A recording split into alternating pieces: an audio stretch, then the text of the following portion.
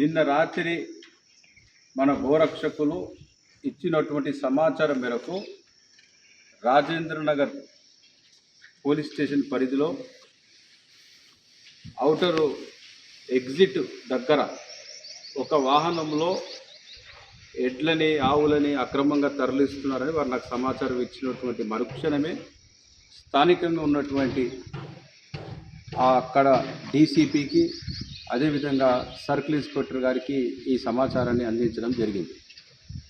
తర్వాత పోలీస్ ఆ వాహనాన్ని పట్టుకోవడం రాజేంద్రనగర్ సిగ్నల్ పాయింట్ దగ్గర, తర్వాత ఆ వాహనాన్ని వాళ్ళు చూపించినటువంటి తప్పుడు ధృవీకరణ పత్రాన్ని తెలుసో తెలియకనో ఆ వాహనాన్ని ఎంఐఎం నాయకులు మా నాయకులు ఫోన్ చేస్తే ఈ వాహనాన్ని విడిచిపెట్టారని సోషల్ మీడియాలో వాళ్ళు ఒక వీడియోను కూడా వదలడం మనం చూసాం.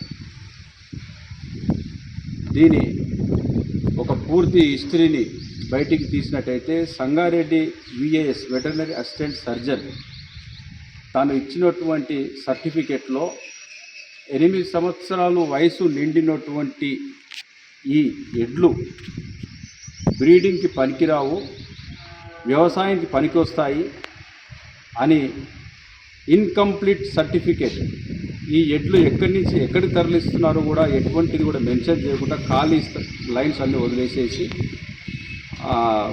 కసాయి వాళ్ళకి వాటిని ధృవీకరణ పత్రాన్ని జారీ చేశారు.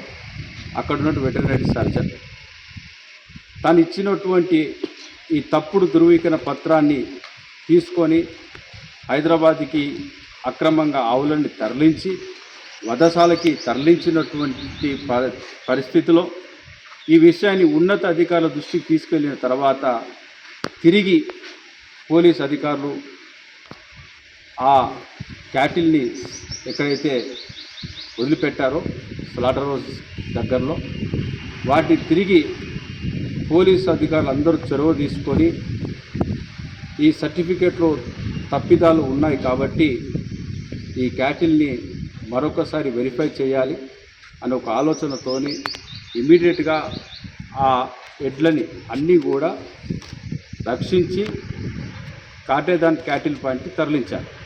ముందుగా పోలీస్ వారిని మనస్ఫూర్తిగా అభినందనలు తెలియజేస్తున్నాం. ఒకవైపు వాళ్ళు బహిరంగంగా మా నాయకులు వచ్చి విడిపించారని వీడియోలు తీస్తుంటే, ఇంకోవైపు చట్టాలని కఠినంగా అమలు చేయాలి, యాక్ట్ ప్రకారం మేము వెళ్తామని హైదరాబాద్ పోలీసు ఈ పనిని చేపట్టడం అనేది నేను మనస్ఫూర్తిగా వారిని అభినందిస్తున్నా. అదేవిధంగా ఒక సర్టిఫికేటు వెటర్నరీ అసిస్టెంట్ సర్జన్ ఇచ్చినప్పుడు ఆ ఒక ఎద్దు వయసు 8 సంవత్సరాలు అన్నప్పుడు డెంటేషన్ ద్వారా ధృవీకరించాలి. తాను అలాంటిది ఏది కూడా చేయలేదు.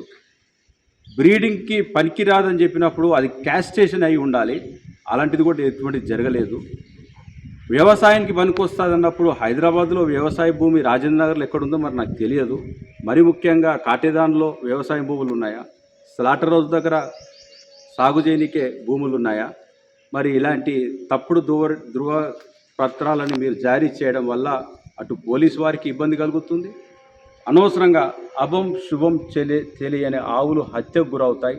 ఇలాంటి తప్పుడు పనులు చేయకూడదని నేను ఈరోజు డైరెక్టర్ తెలంగాణ ఎనిమల్ హస్బెండరీ వారికి కూడా ఒక లెటర్ రాశాను. ఈ సర్టిఫికేట్ జారీ చేసినటువంటి అధికారిని ఇమీడియట్గా విధుల నుంచి తొలగించాలని. జై గోమాత.